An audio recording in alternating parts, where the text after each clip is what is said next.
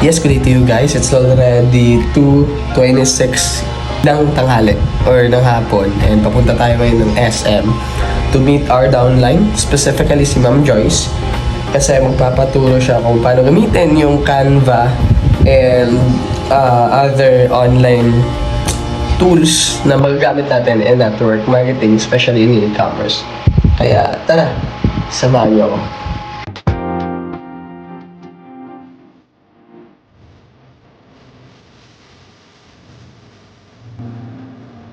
Ang kagandahan po dito guys sa network marketing, e-commerce, sa Health App, kahit na hindi ka internet savvy or techie, kayang-kaya mo pa rin aralin. And this is the proof that Ma'am Joyce and Sir Mike is getting leads sa ginagawa nilang content creation. So kahit hindi ka marunong sa online, kayang-kaya mo ditong aralin at kumita sa Health App. And again, thank you so much Ma'am Joyce and Sir Mike. So may pabaon pa tayong Gladys, bread, and pastries.